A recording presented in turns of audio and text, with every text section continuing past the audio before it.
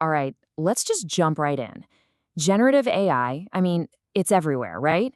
It holds this incredible promise to completely supercharge software development, making every single engineer faster, smarter, more productive.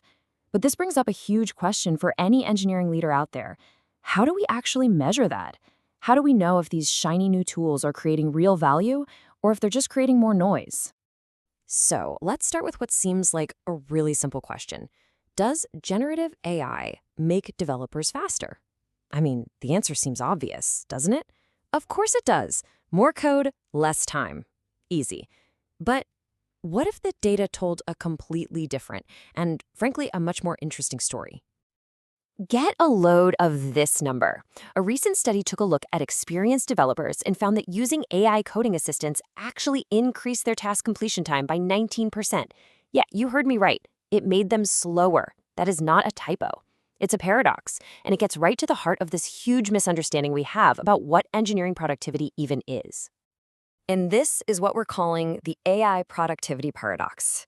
This result, which just seems so counterintuitive, it reveals that our old school ways of measuring what engineers do are, well, they're deeply flawed. Just dropping a powerful new tool into a system doesn't automatically make the whole system better. Because here's the crucial point. You can't just slap a tech solution on a broken process and expect magic. Other data totally backs this up. In big companies, the people who only used AI sporadically, their performance actually went down by 11%.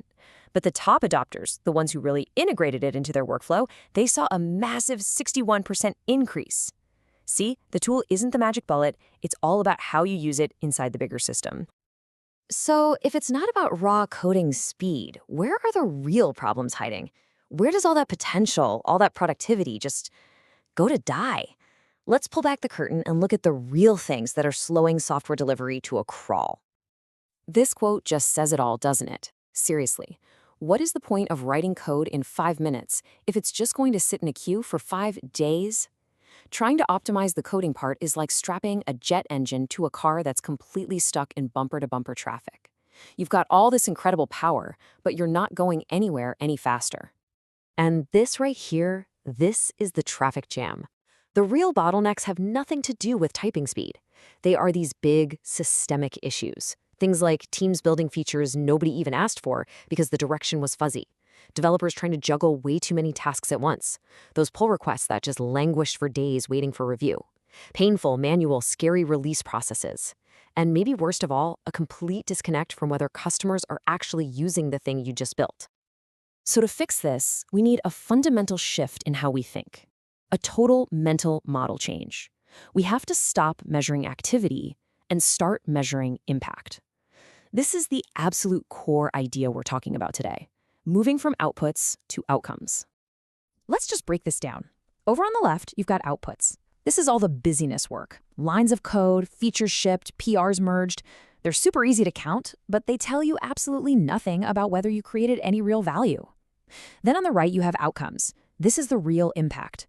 Are people actually using the new feature? Are we seeing fewer critical bugs in production?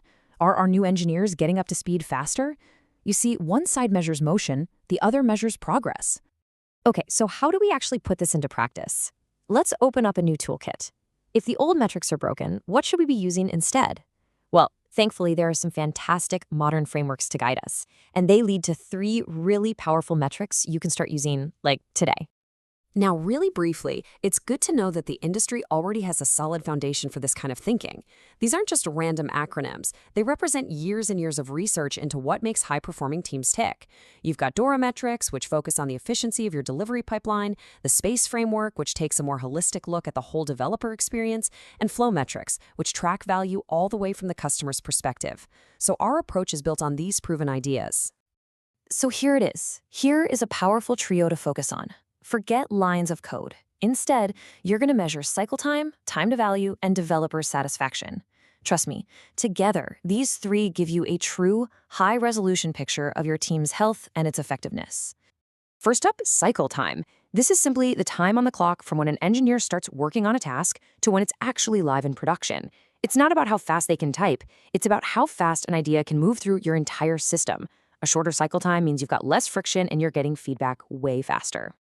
Next up is time to value, and this one is arguably even more important. It measures the time from the moment a feature is requested until a customer is actually getting a measurable benefit from it. This metric forces you to ask that critical question: did our work actually make a difference for the user? It's the most direct link between engineering effort and business impact. And finally, developers' satisfaction. Now, I know this one might sound a little soft, but it is a hard-hitting powerhouse metric. Developers who are happy, who are engaged, who feel like their tools and processes are helping them, not fighting them, well, they're more productive, they're more innovative, and they're much more likely to stick around. It's a leading indicator of your team's long-term success. Okay, so let's bring this all the way back to where we started, generative AI. Now that we have our new outcome-focused toolkit, how do we properly measure the impact of these incredible new tools?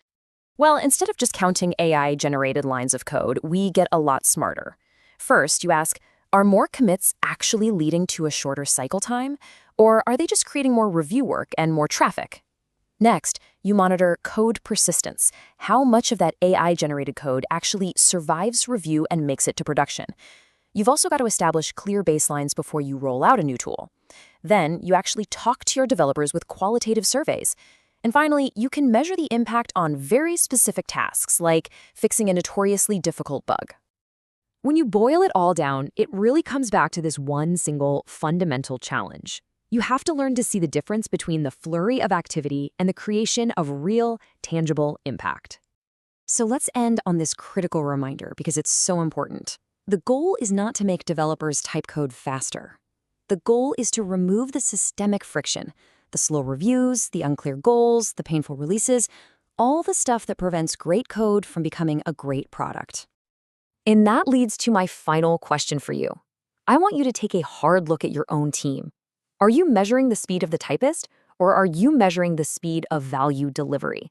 What are your measurements truly telling you about your team's productivity?